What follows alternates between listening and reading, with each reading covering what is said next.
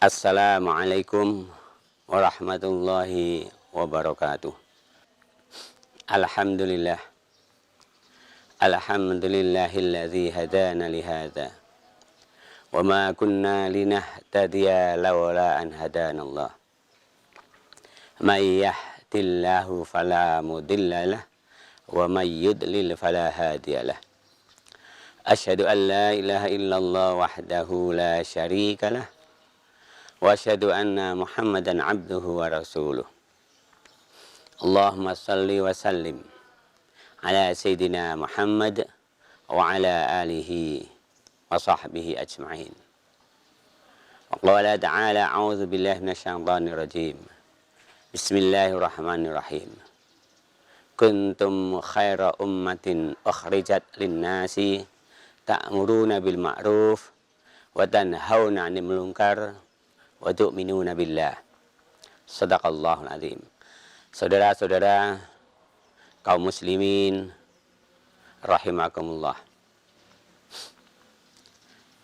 Kita mesti harus selalu dan senantiasa memanjatkan rasa syukur kehadirat Allah Subhanahu wa taala. Begitu banyak nikmat yang diberikan pada kita sehingga kita sendiri tidak mampu untuk menghitungnya nikmat itu. Salawat dan salam semoga selalu dilimpahkan kepada junjungan kita Nabi Agung Muhammad sallallahu alaihi wasallam. Semoga di hari nanti kita mendapatkan syafaatnya. Amin, amin, ya rabbal alamin. Saudara-saudara sekalian, ayat yang kita baca tadi itu adalah sebuah predikat bagi umat Islam. Kuntum khaira ummatin. Kamu sekalian adalah umat yang terbaik. Apakah setelah masuk Islam jadi terbaik? Enggak, ada syaratnya. Ukhrijat lin-nasi ta'muruna bil ma'ruf.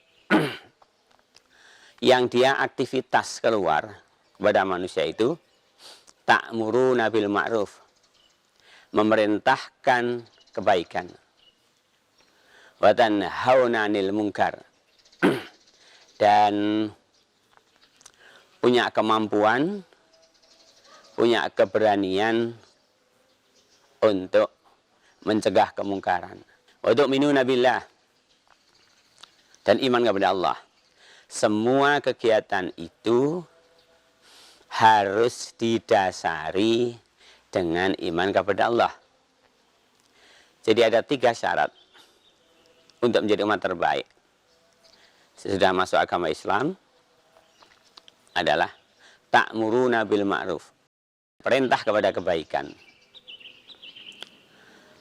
Nampaknya kalau memerintah dengan kebaikan itu tidak terlalu banyak risiko, sehingga banyak orang yang berani. Tapi wa tanhauna 'anil munkar, ini yang dibutuhkan keberanian. Saudara-saudara sekalian, ta'muruna bil ma'ruf, perintah kebaikan itu bermacam-macam cara. Ada yang dengan ceramah, ada yang dengan perintah, ada yang dengan undang-undang. Mencegah kemungkaran itu juga bisa dengan lisan, dengan perbuatan, dengan hati. Perintahnya yang pertama adalah mar'al munkara falyughayyir biyadihi, dengan tangannya. Fa'ilam yastati, kalau nggak bisa, fabilisanihi, dengan lisannya, atau dengan tulisannya, atau dengan media sosialnya. Kalau masih tidak berani, tidak bisa, fabiqalbihi, dengan hatinya, nggak suka gitu aja. Tapi harus tahu itu, wadzalika ad'aful iman, itu sudah selemah-lemah iman. Saudara-saudara sekalian, perintah dengan lisan kita tahu semua, perintah dan perbuatan. bahwa ada seorang dokter, ada seorang tabib. Tabib di sini dalam arti orang yang bisa menyembuhkan dengan bahasa alternatif, tapi bukan dukun. Dia menolong semua orang, dan saat ini lagi rame nih. Kalau tidak salah di situ Bondo itu. Orang yang susah jalan, di situ bisa jalan. Kemudian dia tidak menarik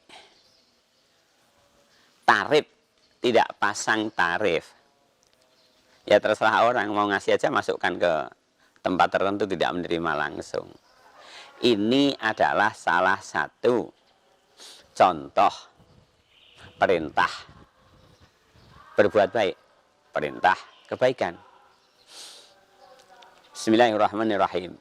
Wa ta'awanu 'alal birri wat taqwa wa la ta'awanu 'alal ismi wal 'udwan. Ya, bertolong-tolonglah dalam kebaikan, termasuk penyembuhan itu. Dan tidak boleh konspirasi di bidang kesehatan dan permusuhan. Ada lagi kisah yang sangat inspiratif. Yang ini menyentuh kita. Pada satu hari bulan Ramadan, ada seorang ibu yang sudah tua, nenek lah. Tangannya sudah keriput semua. Dia di pasar jualan pisang. Kemudian ada seorang pembeli yang kasihan, sudah tua sekali, dibeli. Mbah, Nek, kok tidak disuruh jual anaknya atau cucunya, kan ada anak cucu. Alah Bu, ini cuma saya jual ini karena saya panen kok. Terus, kalau pulang jam berapa? Jam 3 harus pulang. Kalau belum laku tetap harus pulang. Kayak ini harganya berapa? Gitu, ditawarkan. Kemudian ketika terjadi taruh-menawar, masih pertanyaan berlanjut. Kenapa jam 3 pulang? Kan harus habis dulu. Saya pulang ke rumah itu, di rumah itu, di lingkungan saya itu ada anak TPA 50. Dan siap sore, saya menyiapkan jajan hanya 1. Dengan minum 1 gelas. Supaya mereka jadi orang-orang yang pintar.